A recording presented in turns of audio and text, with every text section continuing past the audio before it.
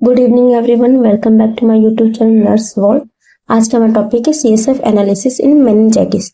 तो हम लोग मेनिंजाइटिस कंडीशन में हम लोग देखेंगे सीएसएफ में क्या क्या चेंजेस आते हैं।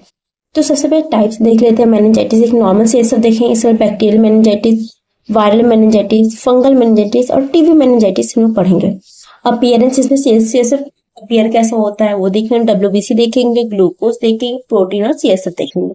सीएसएफ प्रेशर ओपनिंग, तो सबसे पहले अगर नॉर्मल अगर सीएसएफ की बात करें तो वो कैसे दिखती है, क्लियर एकदम व्हाइट एकदम क्लियर दिखाई देगा। डब्ल्यूबीसी का काउंट अगर देखा जाता है वो 8 सेल पर mm³ होता है, लेस देन 8 सेल पर mm³ होता है।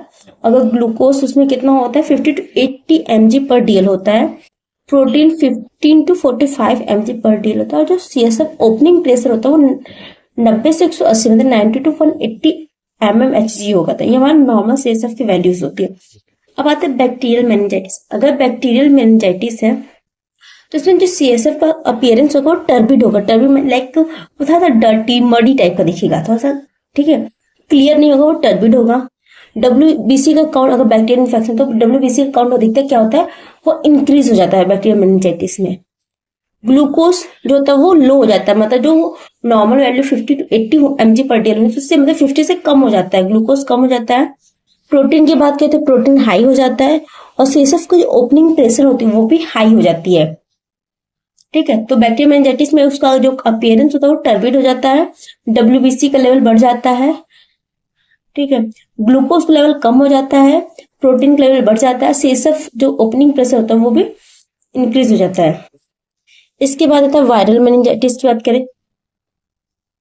वायरल मेनिंजाइटिस होता है वो क्लियर होता है, ठीक है, वो क्लियर रहेगा। डब्ल्यूबीसी का काउंट इसका लो रहता है और ग्लूकोज अगर देखा जाए तो ग्लूकोज भी नॉर्मल वैल्यू में रहता है। जो ग्लूकोज की नॉर्मल वैल्यू होती है 50 to 80 mg पर डीएल उतना ही रहेगा। प्रोटीन भी हमारा नॉर्मल वैल्यू में रहता है, 15 to 45 mg पर डीएल रहता है। और सीएसएफ ओपनिंग प्रेशर वो स्लाइटली हल्का सा रेज रहेगा, ज्यादा मतलब बढ़ा नहीं रहेगा, हल्का सा स्लाइटली हाई रहेगा। ये तो हमारा वायरल मेनिंजाइटिस। इसमें प्रोटीन की जो वैल्यू होती है वो नॉर्मल होती है, इसीलिए इसका जो कलर अपीयरेंस होता है वो क्लियर होता है, टर्बिड नहीं हो पाता। इसके बाद आता है फंगल मेनिंजाइटिस। फंगल मेनिंजाइटिस क्या कहते हैं, इसका भी अपीयरेंस क्लियर रहता है।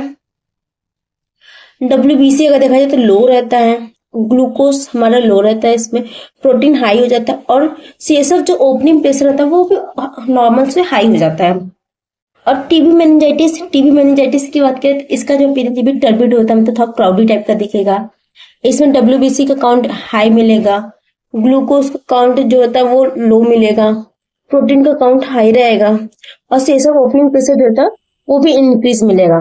तो जो हमारा जो टीबी मेनिंजाइटिस वो सेम टू सेम जो बैक्टीरियल मेनिंजाइटिस होता है सेम वैसा ही होता है। उसमें भी टर्बिड रहता है, डब्ल्यूबीसी का काउंट बढ़ा मिलता है, ग्लूकोज का लेवल लो रहता है, प्रोटीन का लेवल हाई रहता है और सीएसएफ ओपनिंग प्रेशर भी हाई रहता है। This is all about CSF analysis in meningitis. Thank you.